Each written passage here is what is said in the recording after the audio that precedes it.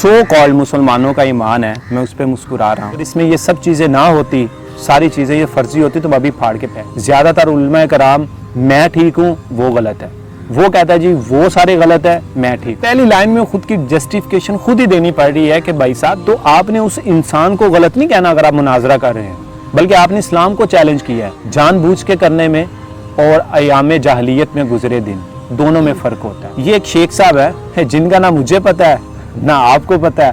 एक आदमी ने फ्रॉड समझकर फाड़ दिया तो उसका बेटा मर गया। मेरे घर में कोई फेंक के गया था, दे के नहीं गया, फेंक के गया। आप ये देख रहे होंगे कि मैं ये पढ़ने के बाद मुस्कुरा क्यों रहा हूँ। ये मुस्कुराना नहीं है, ये दरअसल हमारे जो सो कॉल्ड मुसलमानों का ईमान है, मैं उस पर मुस्कुरा रहा हूँ कि वो किस तरह की हरकतें करते हैं। मैं आपको पढ़ के पहले सुना दूँ। कहते हैं जी इस तहरीर को गौर से पढ़ें, ये सच है।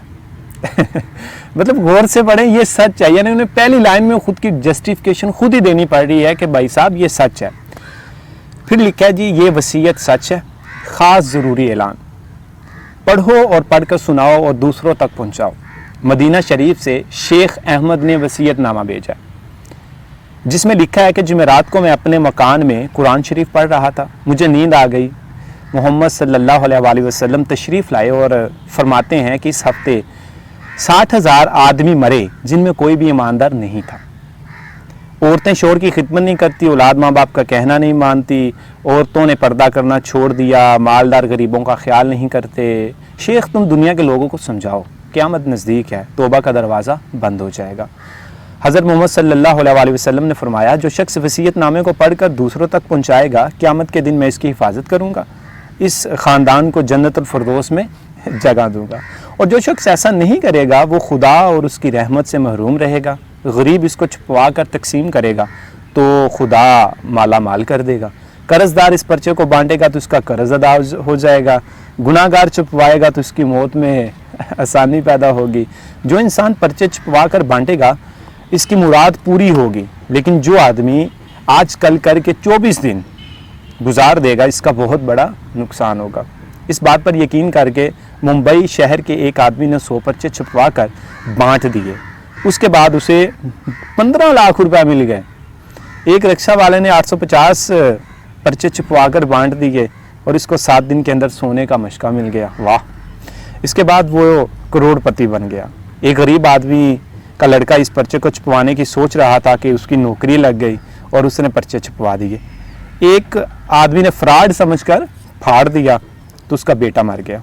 उसके बाद एक आदमी ने पर्चे छुपवाने की सोच रहा था, लापरवाही हो गई और उसकी बीवी मर गई। वाह जी वाह! ठीक है, गुजारिश है कि इस पर्चे को फाड़ कर मत फेंकें।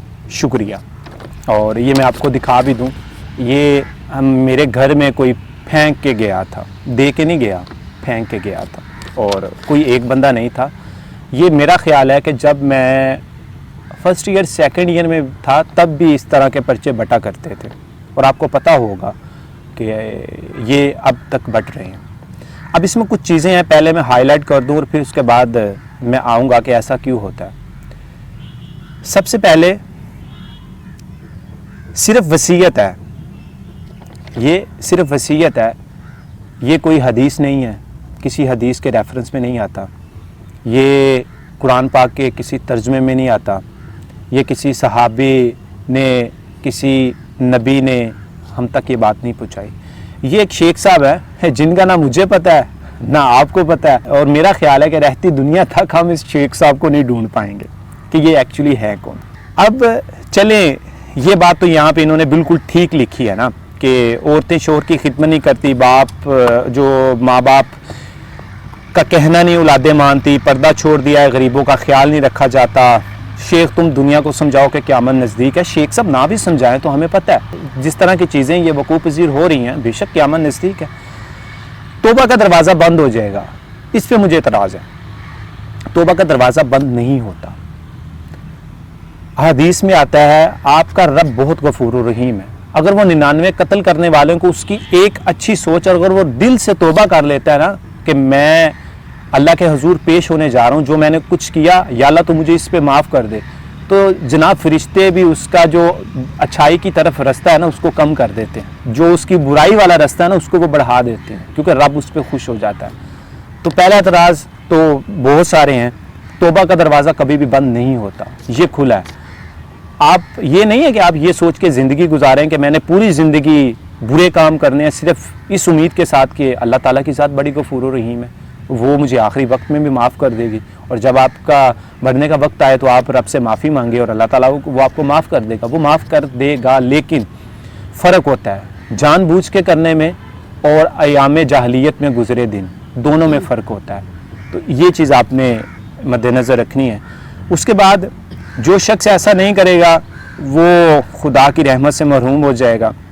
غریب اس کو چھپوا کر تقسیم کرے گا تو خدا مالا مال کر دے گا۔ بھائی کیا کر رہے ہو؟ یہ ایک بندہ اوپر سے غریب ہے، پھر آپ اس کو چھپوانے کا کہہ رہے ہو، وہ غریب بیچارہ کہاں سے چھپوائے؟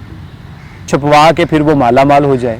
یہ لوجک تو اس کا تھوڑا سا کلیئر کرے نا۔ اس کے بعد جو اس کو 24 دن گزار دے گا اس کا بہت بڑا نقصان ہوگا، اور ممبئی کے شہر میں 100 پرچے چھپوا کر اس کو دیے، اس کو مشقہ مل گیا، یہ مل گیا، کسی نے اس کو فراڈ سمجھ کر پھاڑ دیا، اس کو بیٹا مر گیا، میں اس کو ابھی پھاڑ کر پھینک سکتا ہوں۔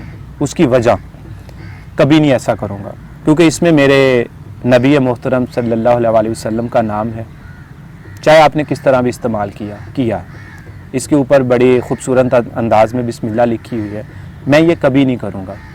ہاں اگر اس میں یہ سب چیزیں نہ ہوتی، ساری چیزیں یہ فرضی ہوتی تو میں ابھی پھاڑ کے پھینک دیتا، اور میرا کوئی بیٹا مرنا نہیں تھا، اس کی وجہ یہ میری شادی نہیں ہوئی، بیٹا ہے ہی نہیں۔ اب اس کے بعد 150 پرچے کسی نے چھپوائے تو 5 لاکھ کی لاٹری لگی۔ اب میں آپ سے کوشچن کرتا ہوں، یہ بذات خود جو ایک لاٹری ہے نا سر، یہ بھی اسلام میں جائز نہیں ہے، یہ بھی ایک جوا کی قسم ہے۔ تو جو چیز اسلام میں جائز نہیں ہے وہ اس پرچے کو چھپوا کر آپ کس طرح کسی کو دے سکتے ہیں؟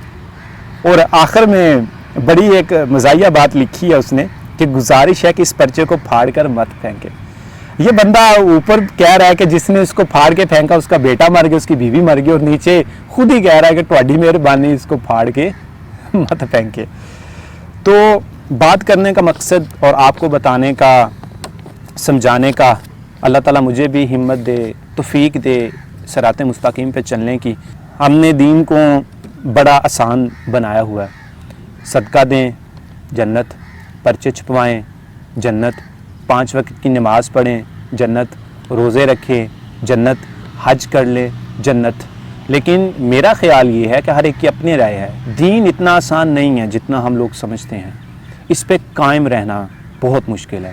کر تو سب لیتے ہیں، نماز تو سب پڑھتے ہیں، لیکن 5 وقت کی نماز پہ قائم رہنا بہت مشکل کام ہے۔ اخلاقیات پہ قائم رہنا بہت مشکل کام ہے۔ آپ ہمیشہ ایک ایک چیز، آپ کے ایک ایک عمل میں، آپ کے ایک ایک کردار میں آپ کا دین ہے، آپ صلی اللہ علیہ وسلم کی بتائی ہوئی باتیں ہیں، صراط مستقیم ہیں، ہم تک پورا مکمل دین پہنچا۔ جب خطبہ حجۃ الوداع ہوا نا تو آپ صلی اللہ علیہ وسلم نے جب بھرے مجمع سے فرمایا نا کہ کیا میں نے دین آج مکمل کر دیا ہے، تو 3 دفعہ آواز آتی تھی آپ صلی اللہ علیہ وسلم کے ایک دفعہ بولنے پر۔ وہ کیوں؟ کیونکہ اس وقت لاؤڈ سپیکر تو ہوتے نہیں تھے، اور 1.5 لاکھ کا مجمع، اور وہاں پہ کاتب ہوتے تھے جو ایک سنتا تھا پھر وہ پیچھے پہنچاتا تھا، پھر وہ سنتا تھا پھر وہ بات پیچھے پہنچاتا تھا۔ تو آپ صلی اللہ علیہ وسلم نے 3 دفعہ کہا تو اس کو ملٹیپلائی کر لیں کہ کتنی دفعہ وہ آواز گونجی کہ بے شک آپ نے دین مکمل کر لیا۔ لیکن یہ دین کچھ اور بہت ساری باتیں ہیں جو میں کرنا نہیں چاہتا، کیونکہ یہ وہ پلیٹ فارم نہیں ہے جہاں پہ مجھے کرنی چاہیے، لیکن ہم نے دین کو ایسا بنا دیا، مذاق بنا دیا ہے، دین کا مذاق ہم نے بنا دیا ہے۔ یہ تو صرف ایک چیز ہے، صرف ایک چیز ہے۔